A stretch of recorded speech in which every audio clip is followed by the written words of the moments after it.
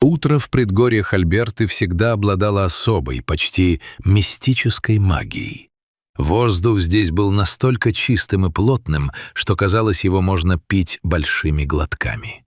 Он был насквозь пропитан ароматом влажной хвои, старой древесной коры и легкой, едва уловимой прохладой, которая каждую ночь спускалась с заснеженных вершин скалистых гор. Джесси любила эти ранние часы. Для нее это было время абсолютного покоя, когда весь остальной мир еще спал, а природа только-только сбрасывала с себя оцепенение ночи. Солнечные лучи едва успели окрасить верхушки вековых сосен в нежно-золотистый цвет, пробиваясь сквозь легкую дымку утреннего тумана. В одной руке Джесси держала большую керамическую кружку с горячим кофе. Пар от него приятно согревал лицо, защищая от утреннего бодрящего холода. Другой рукой она уверенно сжимала поводок своего верного спутника, крупного черного пса по кличке Милк. Милк был не просто домашним питомцем. В этой собаке текла кровь немецкой овчарки, и его преданность, сила и острый ум не раз доказывали, что на него можно положиться в любой ситуации. Для них двоих это был привычный, до боли знакомый маршрут. Грунтовая дорога, петляющая вдоль кромки густого бесконечного леса, казалась самым безопасным местом на земле. Милк, как обычно, бодро шагал чуть впереди, то и дело опуская нос к земле и принюхиваясь к ночным следам лесных обитателей — зайцев, белок или косуль. Ничто в этой идиллической картине не предвещало беды.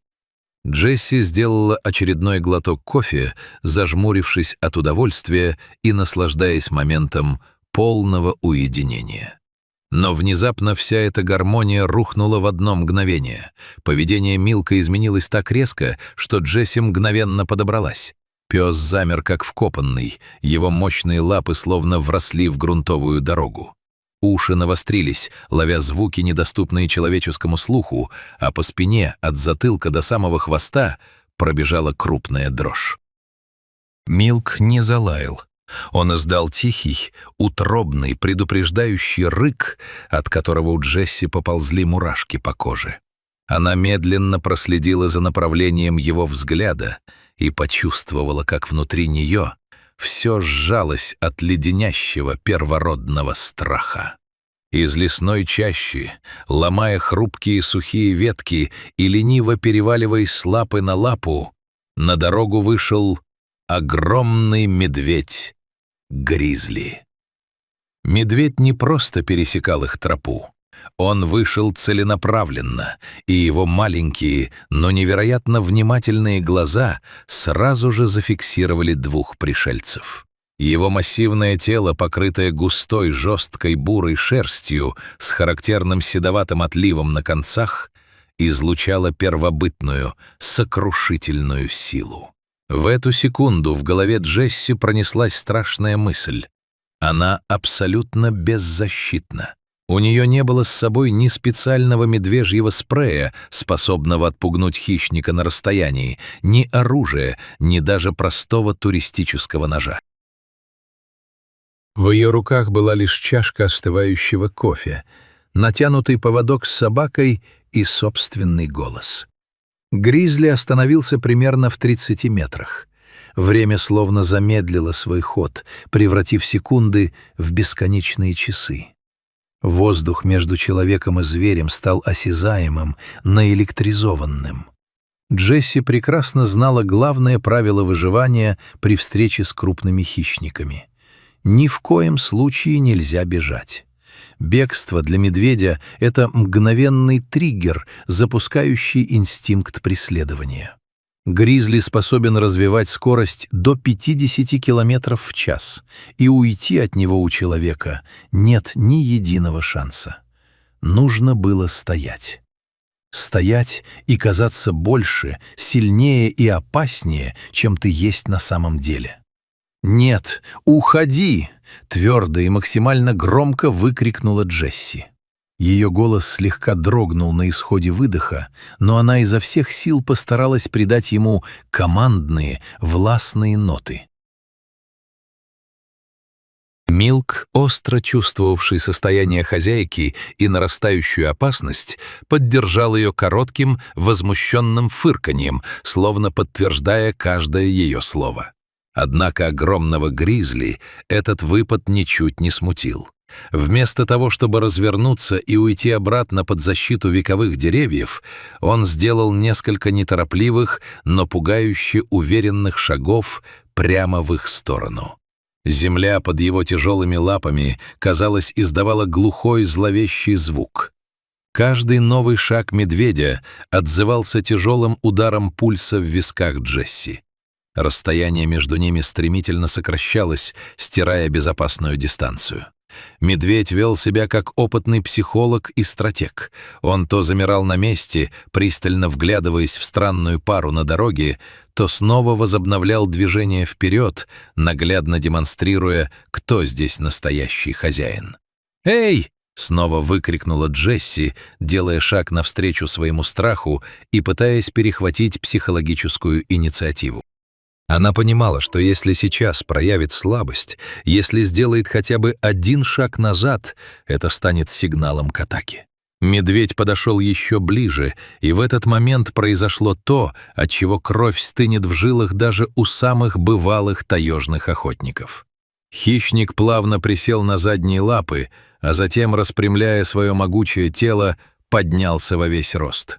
Почти 2,5 метра живой мышечной массы, увенчанной страшными когтями и мощными челюстями, возвышались прямо перед ними посреди узкой дороги.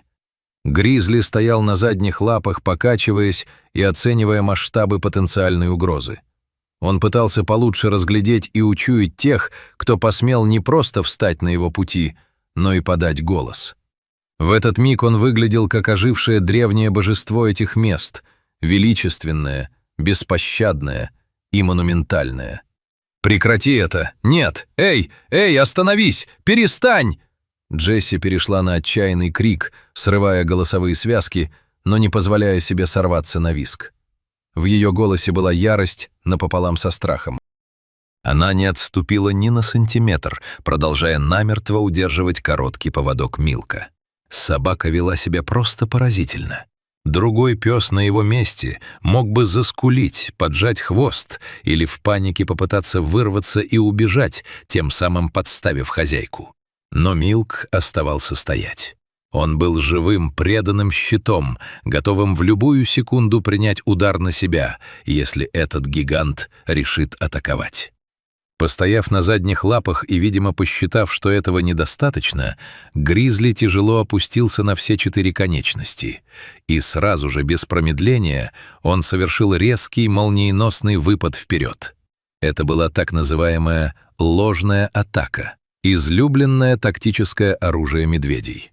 Их цель в такой момент — сломить волю противника, напугать его до беспамятства и заставить броситься на утек, чтобы затем настичь со спины. В эту секунду Джесси показалось, что мир вокруг нее просто взорвался. Массивный хищник с невероятной для его размеров скоростью рванулся прямо на нее. Земля под ногами действительно задрожала, а воздух донес тяжелый запах дикого зверя. Сердце Джесси забилось с такой частотой, что ей стало трудно дышать. Страх парализовал бы любого, но в ней включились древние инстинкты самосохранения. «Нет! Эй! Эй! Остановись! Уходи!» — кричала она, вкладывая в эти слова все остатки своих сил. Ложная атака медведя была рассчитана на то, что жертва побежит, но Джесси выстояла. Она осталась стоять на месте, словно вкопанная сосна, и это сработало. Медведь резко затормозил всего в нескольких метрах от нее, взрыв когтями грунт.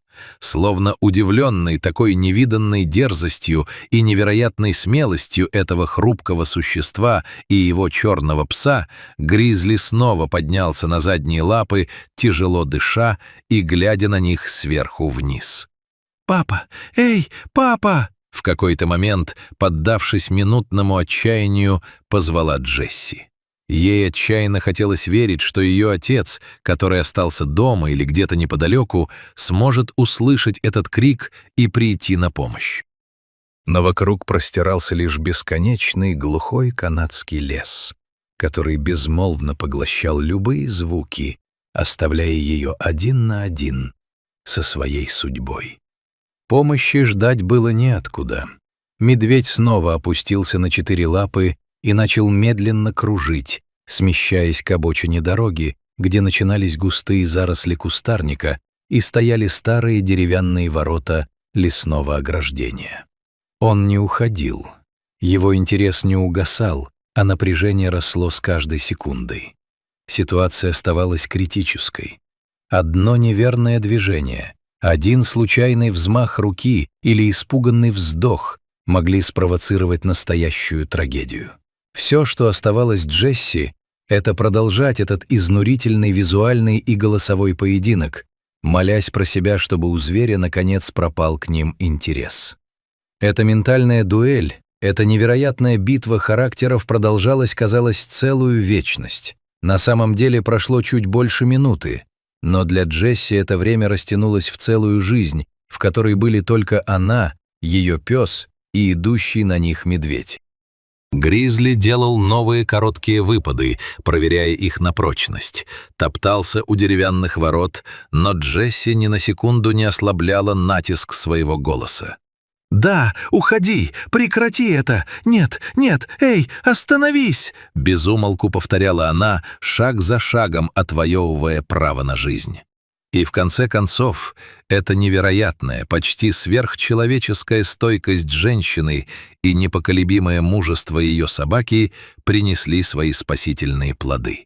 Гризли, так и не дождавшись паники, бегства или криков слабости, которые выдали бы в них легкую добычу, очевидно решил, что эта встреча не стоит возможных проблем. Он медленно, с неохотой, развернулся спиной. Бросив напоследок тяжелый запоминающийся взгляд через плечо, огромный хищник лениво перешагнул через деревянное ограждение и навсегда скрылся в густых, непроходимых зарослях канадской тайги, словно его там никогда и не было. Джесси медленно, судорожно выдохнула. Горячая волна адреналина, которая до этого поддерживала ее силы, начала стремительно спадать, оставляя после себя опустошение и крупную, неконтролируемую дрожь во всем теле. Ноги стали ватными, руки едва держали поводок. Она посмотрела вниз на своего верного Милка. Пес все еще стоял в боевой стойке, его тело было напряжено как струна, а глаза продолжали неотрывно сканировать те самые кусты, куда только что ушел хозяин леса. «Милк, подожди!» Тихо, почти шепотом произнесла она, нежно потрепав пса по холке и пытаясь унять дрожь в руках. Ей нужно было несколько секунд, чтобы просто поверить в то, что они выжили. Позже, вспоминая те страшные мгновения и анализируя видеозапись, которая случайно запечатлела эту встречу, Джесси призналась, что внутри нее бушевал настоящий ураган. Ей было безумно страшно, она чувствовала себя растерянной и абсолютно не понимала, правильны ли ее действия и каким должен быть ее следующий шаг. Но именно способность подавить этот страх и действовать вопреки ему спасла им жизнь. Эта встреча стала для нее, как и для миллионов людей по всему миру, суровым, но бесценным уроком. Дикая природа прекрасна в своем величии, но она требует к себе абсолютного уважения и не прощает ошибок. Отправляясь на прогулку в места, где человек — лишь временный гость, нужно всегда быть готовым к худшему. Ведь самое обычное тихое утро с чашкой любимого кофе может в секунду превратиться в твою главную, самую важную битву за право дышать и видеть следующий день.